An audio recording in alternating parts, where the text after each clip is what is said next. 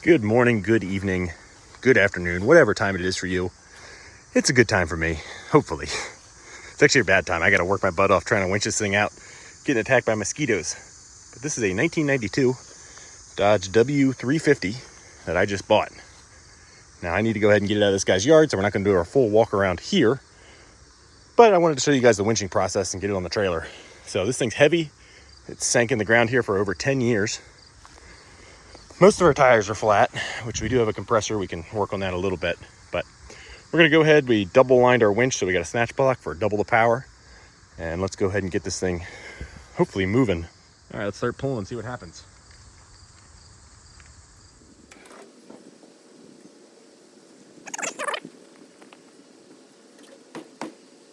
It might have rolled a tiny bit, but not much. Maybe we ought to try and give it a little tug with the Ford. All right, we got a strap hooked up to our trailer. I don't want to tug on that winch line, so we're gonna see if we can gently tug this thing up out of here.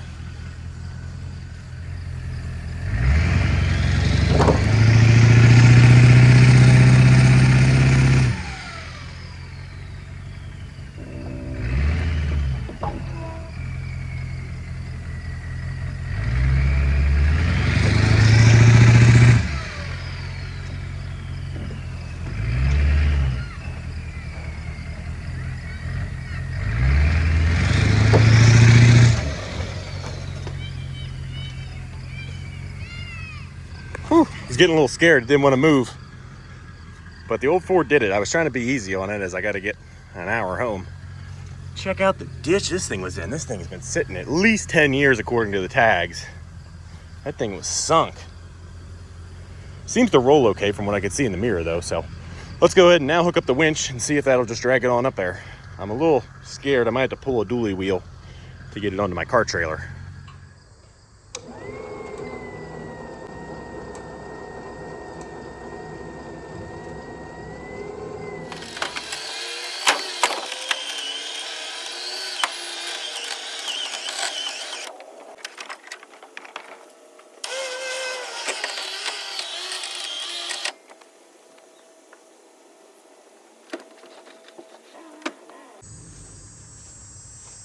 My poor trailer.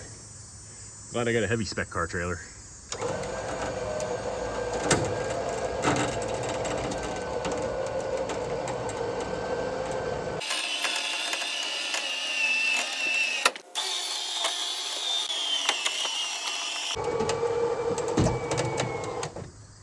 Bingo. All right, well, we're not really square on the trailer. I'd like to be a little more square, so we got it jacked up. Let's see if I can slide it over.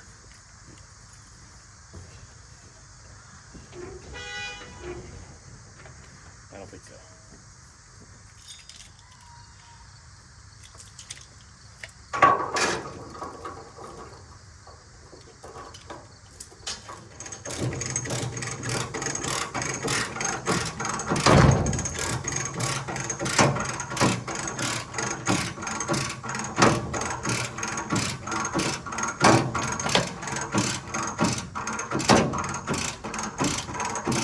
You never have too many tools in your toolbox for recovering something. Had that little chain lever, which I couldn't get the truck to move while I had it jacked up, but that thing had enough force to pull it sideways. That jack didn't want to roll right on the trailer, of course. So now we're pretty equal. Only got a little bit of overhang, not too bad. So we'll drop it down, get it strapped up, and hit the road.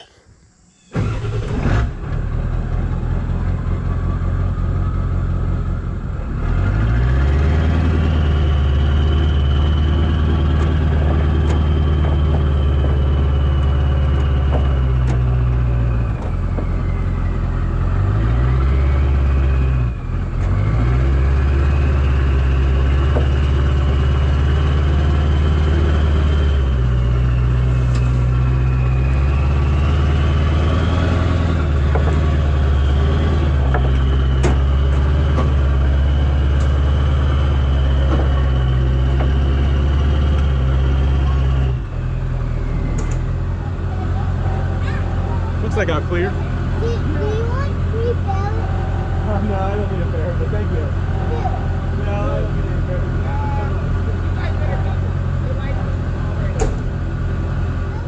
Alrighty. The old W250, 350-ish made it out of the backyard. So it's getting dark. I need to head home. I'm only about, I don't know, not too far from home, but still need to get going before it gets dark. But I did want to give you guys a walk around out in the open while it is still daylight. I do apologize for the highway noise over there. So it is a 92 Dodge W350. Apparently in 92 you could not order a dually, so the original owner bought this thing and converted it to a dually. It also was painted purple then. 12 valve, 5-speed, which is, we'll get back to that because there's some cool stuff going on there. 4-wheel drive, obviously. Aluminum custom flatbed. I think it's a homemade bed. Welded on toolboxes with steel top toolboxes on top. It's got a ton of style. The first owner apparently built it to haul dogs. He must have been a dog breeder of some sort. Probably should cover up the ranch back there. I don't want anyone bugging the guy, but yeah, he used to haul dogs with it. And then I think he sold it in the early 2000s. And this guy picked it up to haul his race car. He hasn't used it in at least 10 years. That's how old the tags are. So I think it had been started up since then. But anyway, coming down this side, pretty similar to this side. This side's actually cleaner. It's got a big old stack on it and a rubbing his racing sticker, I guess, from his racing days. Like I said, ton of style, but wait until you get inside.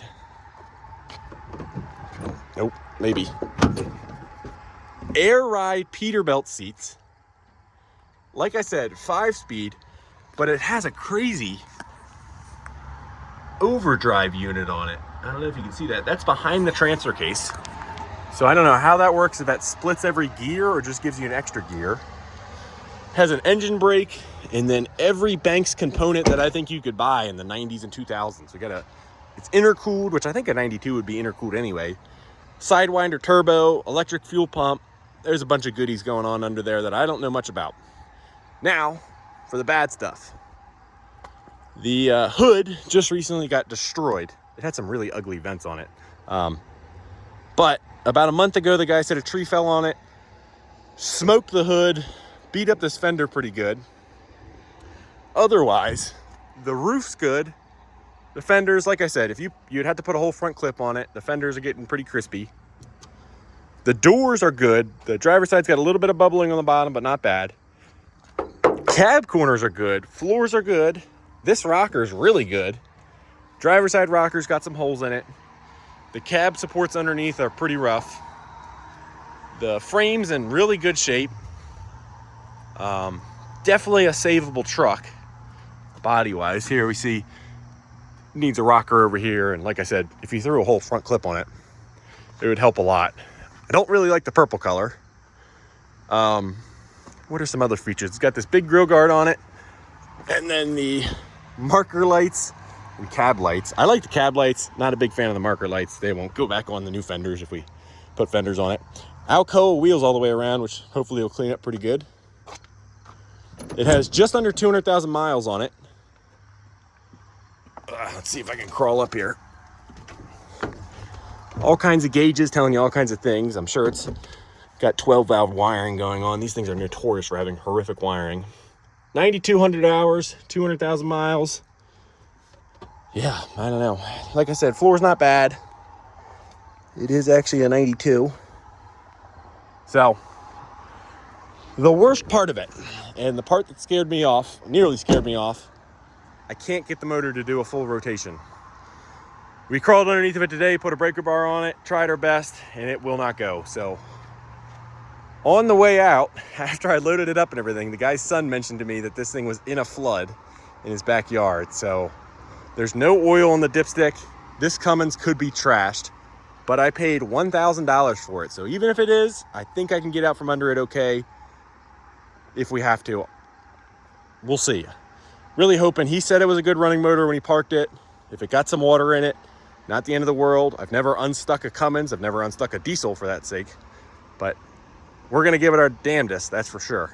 So I need to move this thing forward because we are horribly unbalanced before I get on the highway. And then we're going to head on home and we'll dig into this thing tomorrow and figure out what's going on. Alrighty, well, we made it home. I also had the boat along for the ride just because I didn't have time to unload it before this adventure started, but The old Ford. Good girl. This truck wasn't, you know, it's heavy. It's probably top 2 or 3 loads I've hauled with this thing, for sure. And this car trailer is a little small for it. We fed it, and I feel like it was safe. You know, we weren't hanging way off the side, but it was definitely heavy. So we're gonna go ahead and try and winch it safely down so we can get it in front of the garage and start digging into it, do some exploration tonight. So I'm gonna set you guys on the tripod and we'll see if we can safely winch this thing down.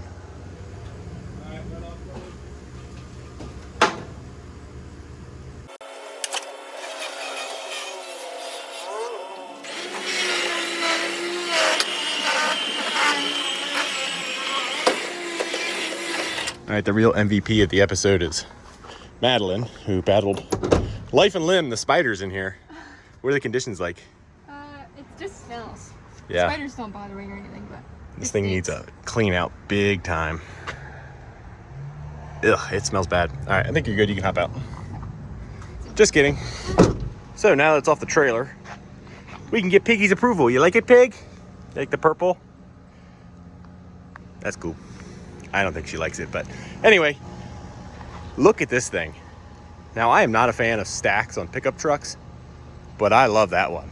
That is staying. It fits so well for this thing. So I know we kind of did a walk around yesterday, or a couple minutes ago for you guys, but that was up on the trailer. A couple things you guys probably couldn't notice. The "Rubbing is Racing" sticker on the window. Wish that was in better shape. And we can get a really good look at how doink this hood and fender are. So, it also got the windshield a tiny bit, but didn't get back into the cowl, didn't get the roof, so I could deal with the hood. Realistically, if you put a front clip on this thing, it would be a pretty decent truck rust-wise and everything. So for the time being, I could probably bang this dent out if we can get everything else about this truck good enough to drive and throw just like a flat black hood on it. You could see the vents that someone had put on this thing. I hope it's not an overheater. I assume they were just trying to get EGT temps down, but it's an intercooled truck. And unless it's pushing way more power than I think it is, it should have no issues cooling. Yep, yeah, looks pretty much similar to yesterday. So, I don't think I showed you guys the interior at all yesterday. Pete air ride seats, all the gauges you could ever want. And I did notice, I think I did show you the interior yesterday. Sorry, I'm kind of wigging out. This thing's really got me excited. Check out the blue interior lights. That's really cool. Okay, we'll revisit the interior when we go to clean it out. For now, while there's daylight, we need to do some exploring, and the first spot we're gonna do our exploring is underneath the truck. We're gonna drain the oil and see what comes out. I apologize for the really poor lighting. There's no good way to do this, but we have a development. That's the oil pan gasket leaking water. That's pretty not cool. That's a big problem. Well, that kind of answered the question of what's in the pan, but let's see anyway. All right. Sorry, I'm trying to hold the camera and do this all at once, but the big reveal, you guys ready? Oh, she's plumb full. Honestly, that's not oil, so I can just let that go. Because my local oil supplier is not going to take that. Water, water, water. Holy cow, this thing is plumb full. Oh, my shoe's getting wet. Holy cow, I've never seen so much water in an engine before. Oh, man.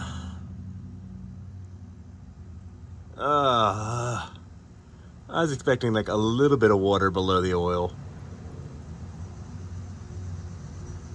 So the damn thing must be hydro-locked with water. All right, now your oil. I gotta collect you now.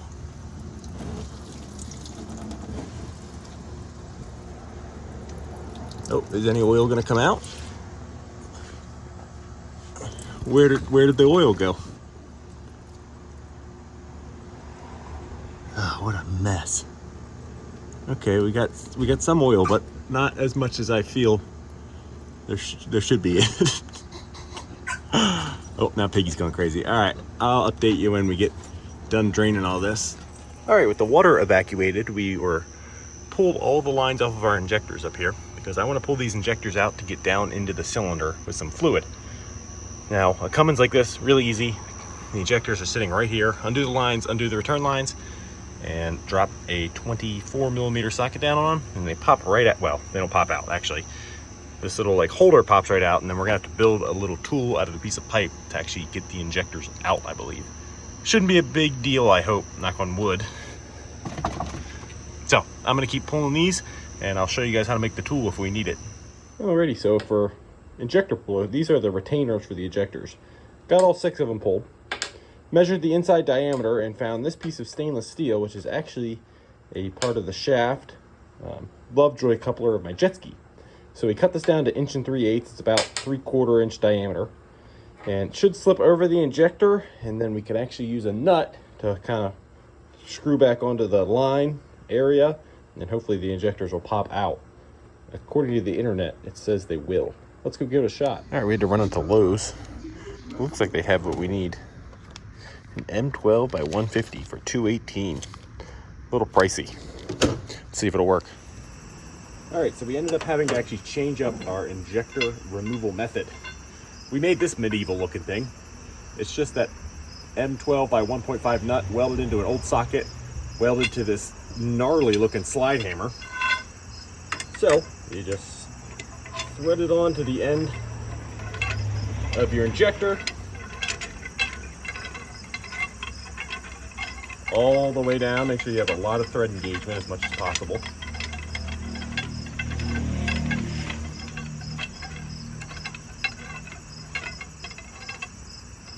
And then,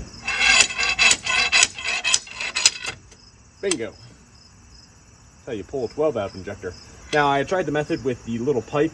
You just drop the pipe around the injector and try and thread it out. It seemed like it wanted to strip out the line threads for the injector, and I got scared, so I wanted to try something like this. Kind of use the impacting action to get it out, hopefully, and it works well. I did have to pull my hood to get my slide hammer in there, though, so on this truck it's not a big deal because the hood's destroyed, so what's it matter? But on a normal truck, you probably don't want to do that. Alrighty, we were able to get all 6 injectors out, which is sweet. They all look to be in good shape. I'll show you guys tomorrow in the daylight. Last thing I'm going to do for the night is go ahead and throw some ATF down each cylinder. Now, ATF is a pretty good lubricant. A diesel will run on it if we do get this thing spinning over, so it'll evacuate the cylinder a lot quicker, and it'll hopefully break free any rust down in there. See if I can, how my pour skills are. Horrible. I'm going to grab a funnel.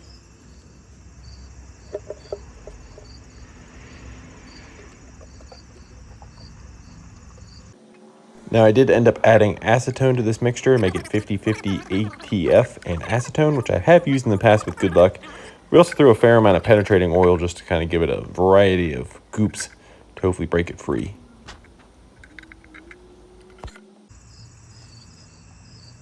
Alrighty, I will see you guys in the morning, and we'll maybe pull the starter off this thing and try and bar it over. Alrighty, it's the next morning. Went ahead and covered up the engine on this. Wouldn't want any water getting in it. We did get a tiny bit of rain last night. So, all of our injectors are out. As you saw last night, we filled it up with ATF. I also ended up throwing some acetone in it to make a 50-50 mixture, and some PB Blaster. The only other thing we did off camera last night was went ahead and crawled underneath the thing and pulled the starter off so that I have access to the bell housing, or the flywheel, and I can kind of pry against the bell housing with a screwdriver and spin it over nice and easily. Now, one more thing I wanted to show you guys, once I turn the lights on in the garage here, which is packed with stuff, including the skid steer. What's up, little buddy? I should be working on you. Anyway, here are our 6 injectors we pulled out. Now, I don't know much about injectors. I'd love to know if these are stock. They are KDAL Bosch 59 P9s. Their tips and everything look pretty good. Copper washers still intact, so we're gonna slap them right back in, I think, once we're done. I don't think they look bad, but again, I don't know what I'm looking at on injectors. Never really dug into a diesel, as far as this one's probably gonna require me to. Spent the majority of my time in life working on gas engines and a few small diesels, and I've kept my Power Stroke running and stuff, but never dived into one quite like this. So now I want to go ahead and see if we have any more movement on the engine. I did spin it over a little bit last night with the screwdriver, and it spins, but I don't think it has a full revolution. So I'm gonna yank the tarp off and we'll set you up on the tripod and see what happens. Alrighty, I figured out I can get a 25 millimeter socket onto the alternator here in our belt tension without any restriction. Since the injectors are pulled, we have no compression basically. We are able to turn the engine over and make a huge mess.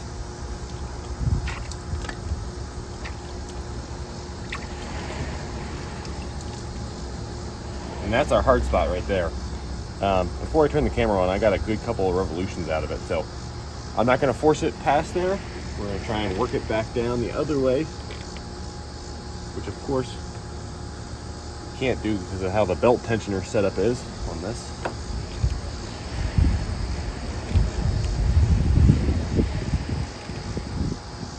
Yeah, then we're gonna have to figure out another way to spin it backwards. But got a fair amount of revolutions out of it till we hit that spot, so that's cool. Alrighty, so while we're waiting for this thing to magically free itself up, I'm trying to be really patient and just let it do its thing. Oil it up, let it sit, move it back and forth. I am able to, underneath of it, spin it one direction with the screwdriver on the crank or on the flywheel, and then up here we can spin it with the alternator the other direction. So just working it up to its limits, not forcing it. We'll just let it sit. It can break itself free. I am not going to break a ring on this thing, hopefully. So while we're waiting, so we keep moving forward, I want to go ahead and dive a little bit into the interior and hopefully make this thing a lot less nasty and see what we got with it. I always enjoy seeing what's in obscure vehicles like this. So before we dive into the interior though, let's do a little toolbox tour. These big steel boxes up here, pretty empty, but we did get a couple goodies. Some old ratchet straps that'll probably snap on the first use. A million relays, which I hope was for the fellow's race car and not this thing. Top of a radiator? No, I don't know. I don't think that's for a Cummins. Back here, we've got some belts. Again, I think these are all his race car parts. He raced 4-cylinder, newer cars, 2000s. This all looks like stuff for that, not stuff for a Cummins. So really a bunch of junk to me and probably everyone else in the world, as it's sat in this rusty toolbox for years. Why are you not closing now all of a sudden? Go on. There we go. They're nice boxes. They're nappies. I mean, they're in decent shape. So I don't know if we'll leave them or not in the future if we get this thing running. Down here on the attached toolbox, and this thing is really welded on there. It's not just bolted on. We do have a big cargo net, which is kind of cool, and some fake turf on the bottom. This box does seem to seal up really well, and it's well built. Coming around to the back, I don't think we went over the crane last time. It does have a little itty bitty crane on it. No idea if it functions still. Now we gotta know, huh? Well, I think at a bare minimum we're gonna need a new jack. But I don't think I'll keep that crane anyway. We have one on the Ford, and this guy, while it would be useful for some stuff, I don't think we need it. So anyway, I think we showed the wolf cutoff. It does have a gooseneck. Looks pretty crusty, but it is all there. And it looks actually really stout built. So that's cool. In this toolbox over here, get some random fluids and stuff. I guess he raced neons because that's some sort of neon specific tool. Radiator power flush, not a great sign. Glass cleaner, must leak power steering fluid too. Ooh, did come with some JB weld. Must have. Bet that stuff's before the EPA got a hold of them.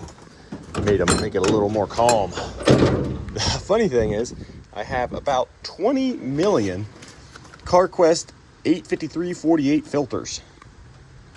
It's a shame. I'll probably never have anything that needs them. And we have the number 12. Sandpaper, that's useful still. Yeah, so if anyone knows what these filters are for, let me know. What is this? Ooh, tear-offs. In case I want to get back into motocross. Well, not get back into, get into. A multimeter. That'll dial right back into light of that. And then last but not least, we have the other box. And we do have keys for all these, which is pretty sweet. Bunch of hardware. And this box must not have sealed up as well, or maybe it let water in the flood. I don't know, but gonna need cleaning out. So I'm not gonna worry about cleaning out the boxes today. No reason to waste time on that. But I am gonna clean out the interior because I will probably be in and out of this thing if we can get this thing spun over. And it's pretty disgusting in here. So I'm gonna set you guys up on the tripod. We'll see what we find, and maybe we'll get this thing vacuumed out. Alrighty, let's go digging. Got some gloves on. Looks like we have some mud flaps, but I think we have flaps. These may have went in front of the toolboxes. I don't know. We have mud flaps everywhere they're supposed to be. So we have a set of air horns, because of course this truck had air horns at some point. I don't know where they were mounted though. I didn't see a hole in the roof, which is good. We do have the ram for the hood. That's going to make its way back on once we find a good hood.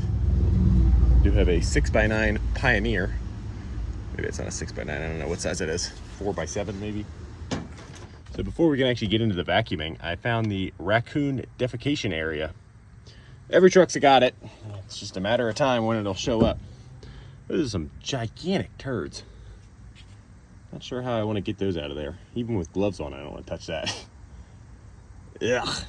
The glory of owning old trucks, huh? Oh, lovely. I'm downwind.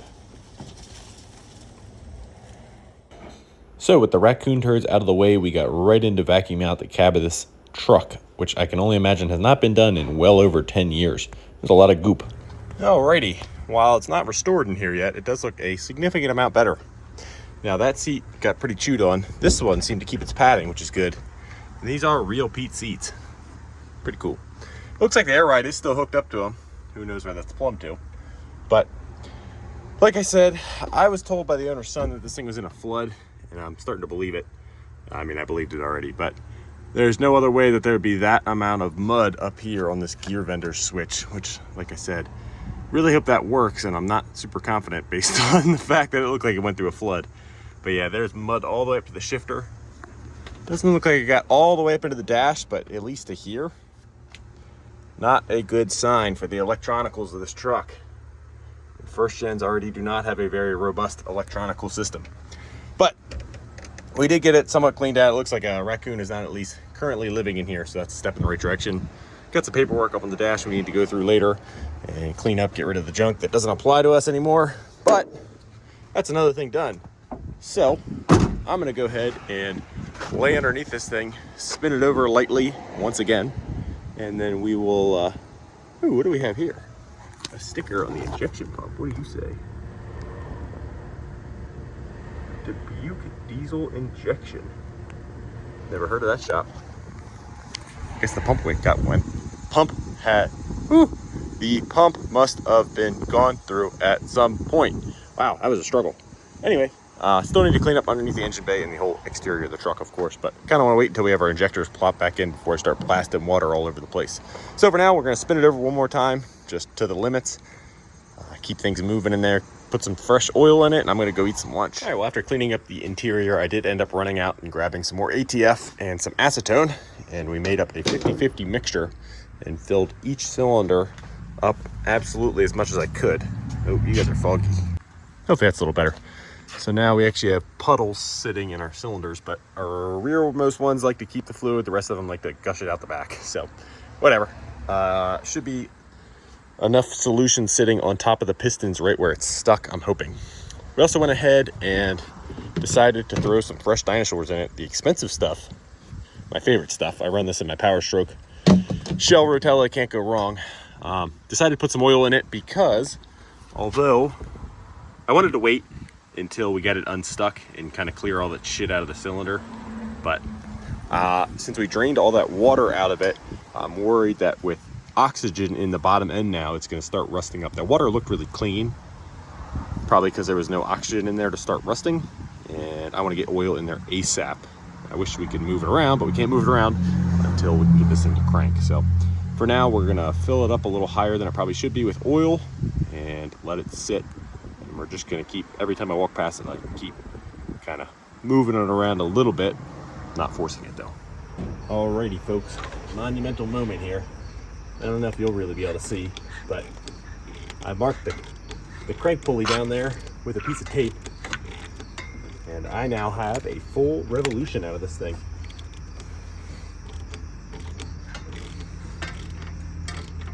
The belt slips a little bit. The only problem with doing it this way by cranking the alternator, but it's freaking freed up. We've had several revolutions all the way around now. I think I'm going to keep working a little bit more, and then we need to dig into that starter and get that working or get a replacement here ASAP, because I think we're going to be ready to slap it back together. Maybe. Okay, pulled the starter all the way off. I had it almost all the way off anyway, so wanted to see if it was good. We got 12 volts running to it, and it's grounded out. And it's like it's dead shorted, so if this truck was in as much water as I suspect, that would mean this thing was underwater for a little while. So let's go ahead and pull it apart and see what's going on in there. Probably end up having to replace it, but maybe we can coax a few revolutions out of it. Yeah, there's been water in there for sure. Oh, wow. I don't know if you can hear it, but I can hear that bearing real bad. Sorry, I probably keep putting my big head right in the way. Oh, now I kicked the tripod. What a pro I am. All right, let's see if we can pop the solenoid off there, and then we'll dump all the crap out of here. This one doesn't look super easy to work on, obviously. Honestly, not obviously. All right, our solenoid here. Got the white crusties as if it's got evidence of water going on. Nothing horrible, though. I think our solenoid's working, or was working. I think it was more of the armature was stuck to the windings. I don't know how you get the solenoid. This is a weird looking starter. I've pulled apart several automotive type starters before, and this one's definitely goofy. I don't know how one gets the solenoid all the way apart. That would be how. There's more screws. All right, those 3 screws and a little bit of prying later, and I figured out why this thing looks so different to me. It's because it's a gear reduction unit. I've never taken apart a gear unit. Oh! Wow. Okay, hold on. I have never taken apart a gear reduction starter. Thank you. Anyway, this little gear popped out because we have the main armature up out of there. But check that out. This thing was 100% underwater, and that is 100% our issue. That's supposed to be a bearing, I believe. There is a slight chance we can get this to have a few cranks in it, but we're definitely going to need a new starter. There's no ifs, ands, or buts about it. So, keep plugging away at pulling this thing apart a little bit more, and then we'll try and clean everything up as much as possible. Well, another level of decay has been found.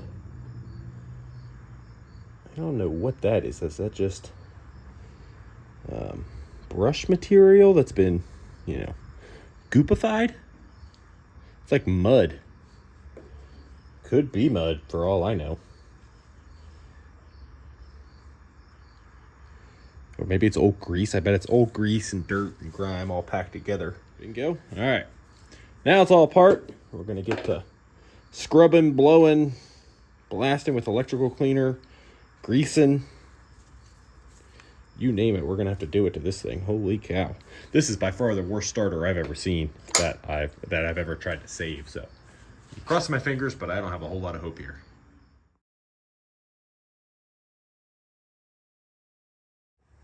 I believe I found the mystery of why the solenoid isn't working. More rust. All right, go down below in the comment section and place your bets. Is Patrick at 10 p.m. on a Saturday with absolutely no parts and very little knowledge on starters gonna be able to get this thing to spin even one rotation? I won't be offended if you say no, but I will stick it in your face if I do get it working.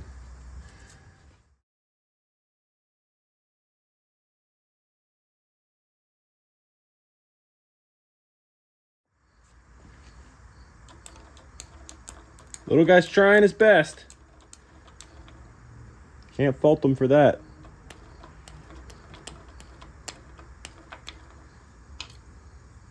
Cleaned up actually okay for how bad it was. All right, we've got this is trying its best to turn.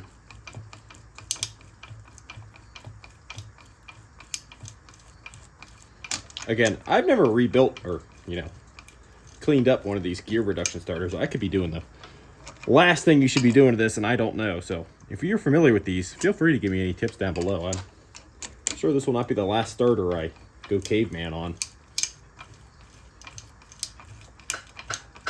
Probably shouldn't be holding it by the ring gear either.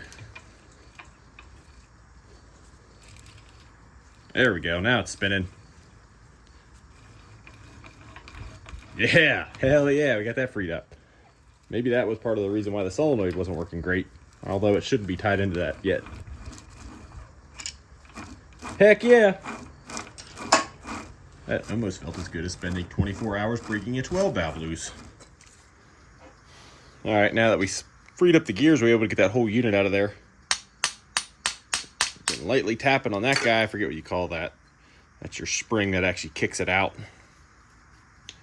Which that wouldn't come out at all. Now it will. I don't know what the right grease or oil is to run in something like this. I've been putting PB Blaster on the stuff that's seized up. And this bearing I filled up with chain lube because it's like the only other stuff I have, and it freed up, but it's not happy. I don't know. If anyone knows starter rebuilds, let me know down below. Any tips you have. What oil I should be putting in here? Grease? I don't know. All right, we got all of our gears cleaned up and working. So now we can spin over our armature, which is cleaning up quite nicely with this. I don't know how many grit sandpaper, but probably too aggressive for this job, but that's the way she goes. We also ran a wire brush on a drill down through commutator, I believe. That's what you called on a welder, at least. And that cleaned up really well too. So we're getting close to final assembly on this guy and testing.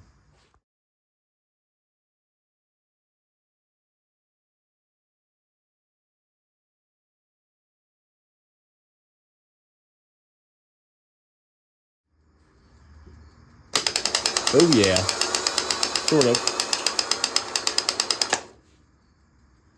Solenoid doesn't really sound happy. Let's shoot it with 105 amps, see if we can make it happy. Ah, nothing now. All right, we got a car battery hooked up now. It's arguably questionable, but doesn't have a breaker of any sort, so. Oh, yeah, that'll do, Piglet. That's got a fighting chance of working. Hell yeah. That was the worst starter I've ever revived.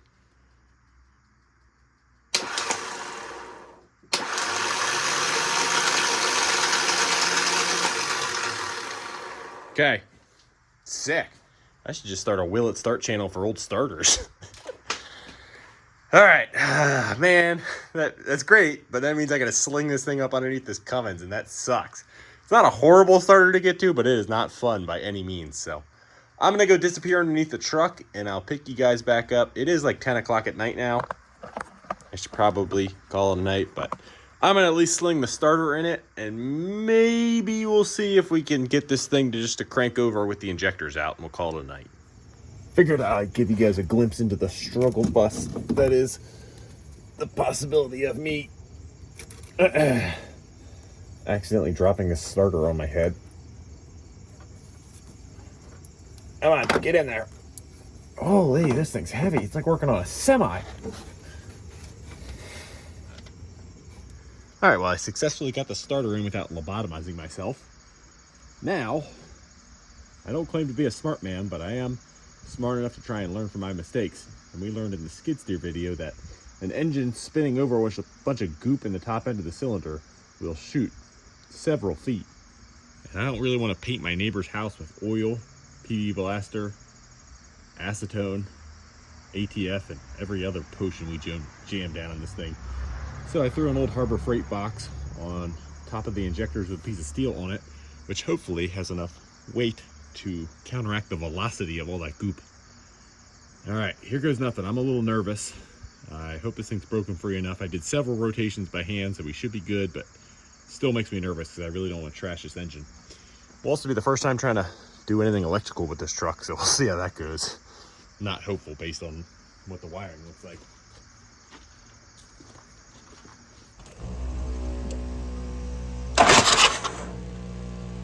Woohoo!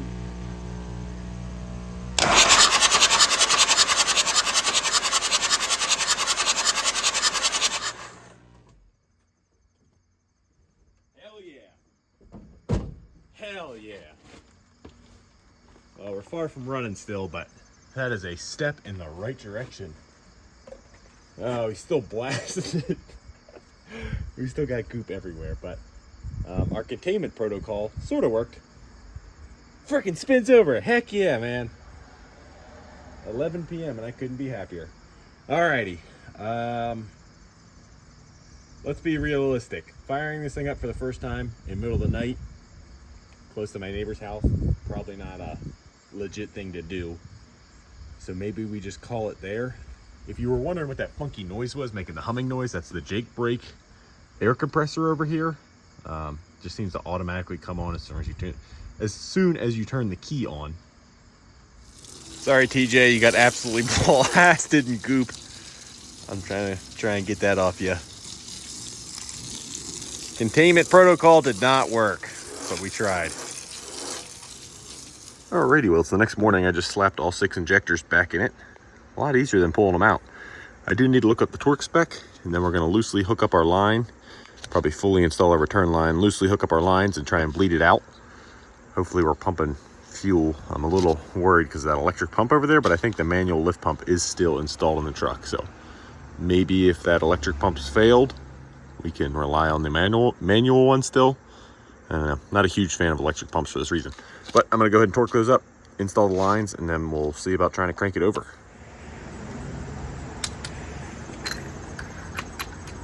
44 foot-pounds according to the internet. Doesn't seem like a lot, but the internet's never lied to me. All right, I had to take a breakfast break, but we got the injectors all in. O-rings return lines are reinstalled all the way, and then each injector's cracked. We also pulled the inlet off of our turbo and made sure our turbo spun freely. I tried to get the oil line off. I was gonna try and pre-oil it, but it didn't really want to work with me, so I didn't want to destroy it. Hopefully it gets oil right away. A little nervous, but let's go ahead and hop in it and see what happens when we try and crank it over. Yeah, it's a heavy clutch, ain't it? Go for it. Stop. Getting blasted out here. All right, well, it's pumping fuel, so that's a good sign. What do we think, folks? Is it gonna go?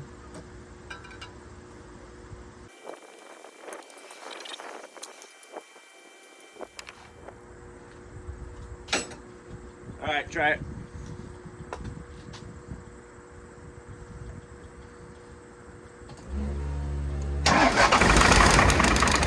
Hell yeah! Sick. Hell yeah!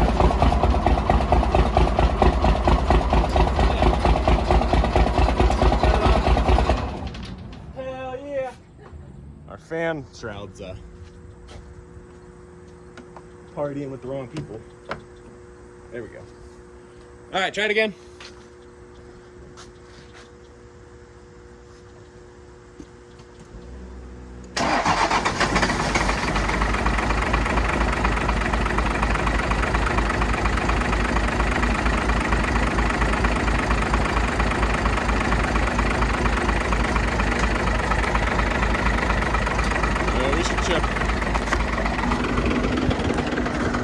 We're losing fuel, aren't we?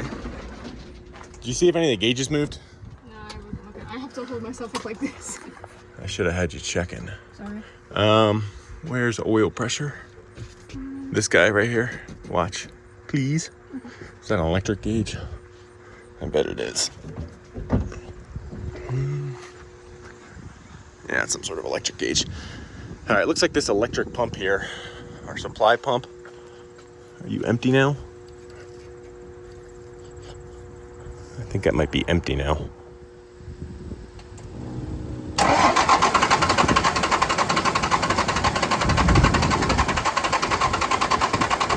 Alright, stop. I think we got a crack a couple injectors.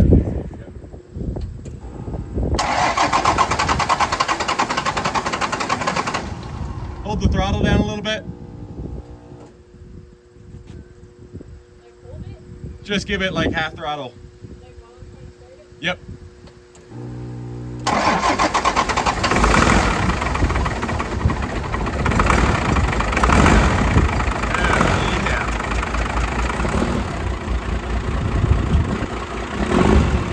Oh yeah, sick.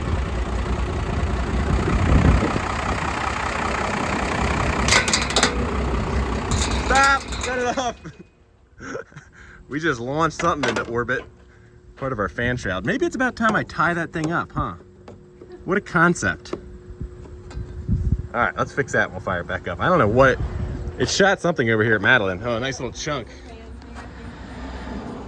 Damn, it's an OE Banks Performance one too. Alrighty, you zip tied that up like I probably should have 20 minutes ago. Go ahead and hit it. Madeline's getting a leg workout. The clutch is pretty heavy on this thing for being a hydraulic clutch. Give it some gas. That's okay.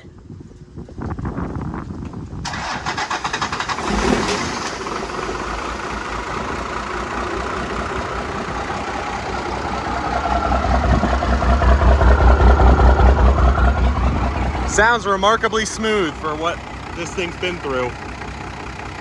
Let's check our oil pressure quick. Oh, we got 50 pounds. That did go up, right? Yeah. That was at 0. All the dash doesn't work. What else works? Does this work? Hit the gas a little bit. Yep, tack works. Yeah, I think it's because we're out of brake fluid. Yeah, just kind of watch these, see if anything perks up.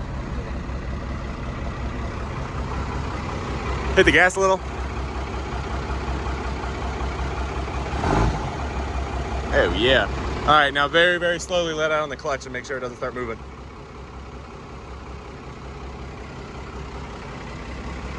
I mean, it's in neutral, so you should be good, but just in case.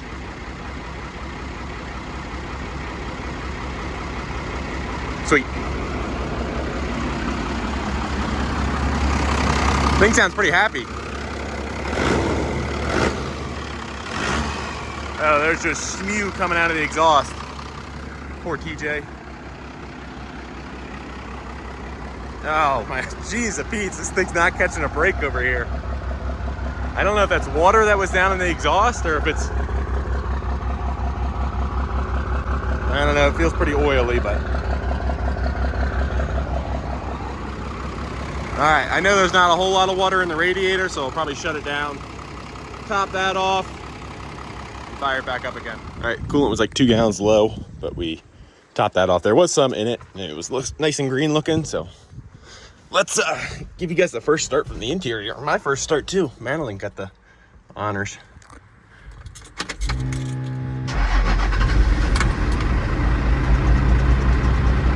All right, what do we have here for gauges that work?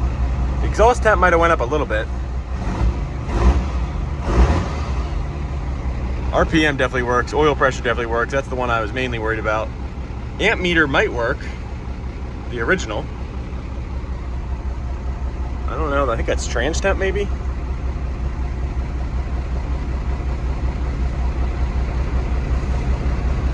What are the chances the exhaust brake works? I don't think so. I think we have air leaks to fix. Thing sounds really smooth.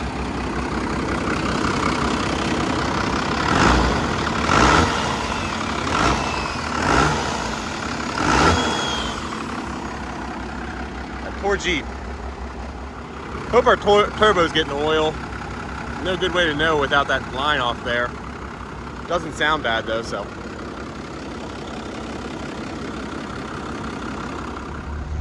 $87.9. All right, I was playing around in here trying to figure out what works and what doesn't. Looks like our radio works. Well, oh yeah.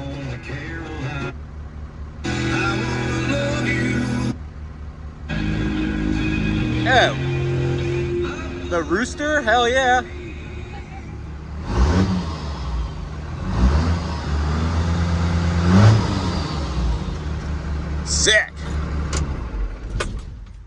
figured out something else important.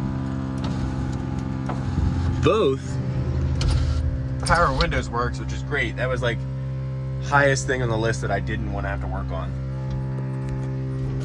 That air compressor is really annoying.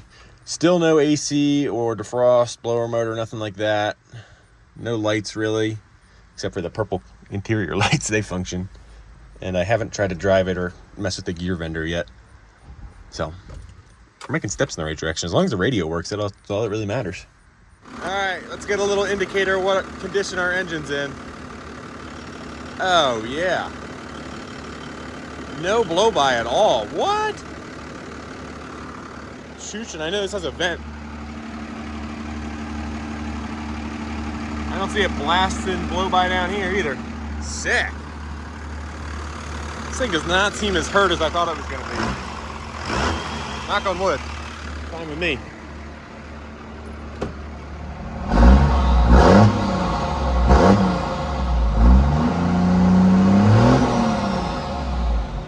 This thing sounds really good for what it went through. Still got 35 pounds of oil pressure. Water temp slowly coming up. Our exhaust temp's real low. I don't know what else is working. Our amp meter is working. I did check. It is charging. I put it in gear and it pulled forward a tiny bit, so I don't want to do too much since I'm on a hill. I don't want to roll it over the blocks by accident and end up in my garage. Take a moment of appreciation for the starter too. That starter wouldn't do anything last night. Now look at it. Let's see if we can get it in 4x4 maybe? Nah, let's leave that be. Sick. Alrighty, what an episode. The beginning of this week, I did not intend to buy another truck. I'm actually at capacity for projects between the skid steer, the two Hondas sitting behind the camera, and a million other things around here. But I wanted to sit down and kind of tell you the story of how I ended up with this truck because it's a little unconventional. So about a year ago, I was in Dyersville, Iowa, and I saw this thing when I was leaving a yard sale. And it looked pretty unloved, and I decided to leave a note.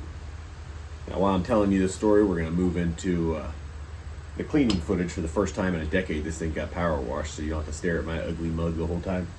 Anyway, like I said, about a year ago, I left a note, and then promptly forgot about the truck's existence. Until this past Wednesday, I was on the way to an auction, and got a call from a guy, and he said, "Hey, you came and looked at my dually. Do you want it?" And took me a minute, because I leave notes on stuff relatively often. Not super often, but anyway, we finally figured out what truck it was. He was about an hour away from where I was, so I spun around and went out there and looked at it. A little miscommunication between me and the guy. I sent him a text, said I was on the way. I should have called him right back. That was my fault. Anyway, got out there, looked at it, said, "Hey, I'll take it." We had agreed on $2,000, and actually we had agreed on $1,500. He told me $1,500 over the phone. I got there. He basically said, "Hey, I got another guy on the way for $2,000," and the guy was already on his way or something. So he couldn't sell it to me that night until that guy came and looked, which I respect that. He had a guy on his way. I understand. So I went home, thought I had lost out of the truck, whatever. Next day, he calls me, says, "Hey," or I guess it was that night he called me. He said, "Hey, you come get it. You can get it." And I shot out there after work with the truck and trailer and some cash, and looked it over, and the day before I had pulled the dipstick, saw that I thought it had no oil in it. I didn't notice it was water at first, and was a little scared about that. So right off the bat, tried to spin it over, couldn't get it to spin over, was laying underneath the truck, and I actually called my buddy Kane, and it was like, "Hey, do I back out of this thing or do I go with it?" I was a little scared since it was seized up, and the value in these trucks is the motors. And he convinced me to buy it since I could move it a little bit, so thank you, Kane. He's got a pretty sweet YouTube channel too called Sykesville Off-Road. Does a bunch of shorts on building some sweet four-wheel drive stuff. Anyway, back on task. Told the guy, "Hey, I offered you $2,000 when I didn't know it was seized up. We came to the agreement of $1,500. Then I found out he didn't have a title, and I've been through the whole title debacle thing, and I don't like doing that, so told him I couldn't do $1,500 without a title. We agreed on $1,000, and then if he finds me the title, I will give him the $500 to make it a $1,500 truck, which I think is pretty fair for the both of us. Holds him accountable, holds me accountable. Then I'm going to give him the cash when he's done, gets the title. So waiting on that right now. I hope by the time I have this posted to have the title in my hand. It's just a matter of him going to the courthouse. Yeah, so I scored this thing by leaving a note on the note on his house. This is not the first truck I've gotten like this either. My Power Stroke, same deal. Left a note on the guy's truck, and I mean, I've had that truck for 6 years now. I love that thing. So don't be afraid if you find an old truck sitting somewhere and it looks a little unloved. Leave a note. I've never had someone call me and complain about leaving a note. Worst case, they just never call you usually, or maybe in this case they wait a year. Whatever. So truck kind of fell into my lap, and I'm not complaining. It was a good little project for the weekend. It was a hell of a challenge, one of the best yet on the channel, I think. I'm happy to have this thing. I think this truck's going to stay on my own for a while. I have no ambitions to sell it. I have so little into it, it'd be kind of stupid to sell it, I think.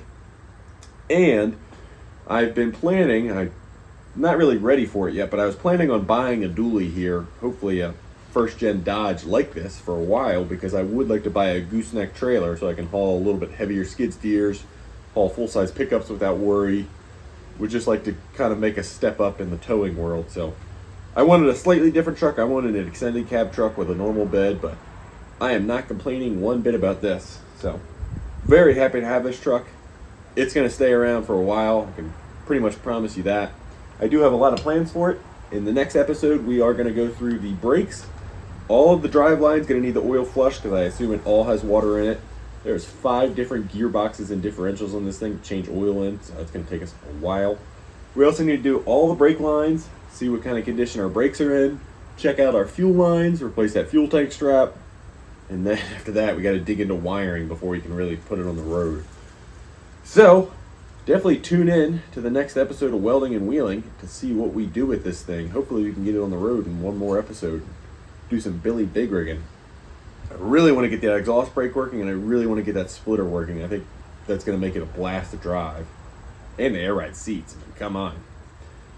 After that, a little more long term, we're going to keep an eye out for a rust-free front clip for this truck. So then we can replace our fenders, hood, and everything. Do the rocker on the driver's side, and probably repaint it. I don't know what color we'll end up painting it. Maybe purple. The purple's kind of growing on me. So anyway, I hope you guys enjoyed this video. I certainly enjoyed making it. It was a hell of a challenge, and I really enjoyed it. I hope you guys enjoyed the results too. If you like this kind of content, please consider subscribing, liking, and commenting, as it helps me out a ton. We just recently went over 10,000 subscribers, which is awesome. Hope to keep growing, and it's just going to allow me to make more cool videos like this, I hope. So with that, I will see you guys on the next one. Also, if you guys can think of any good names for this thing, I mean, with the wolves on the back, maybe like the wolf truck, the purple people eater, what's the purple McDonald's mascot, Grimace, and then there's like all the flood names. I mean, we could name this thing the Titanic. There's all kinds of names for this thing. So give me your best name ideas down below, please. All right, I'll see you guys on the next one.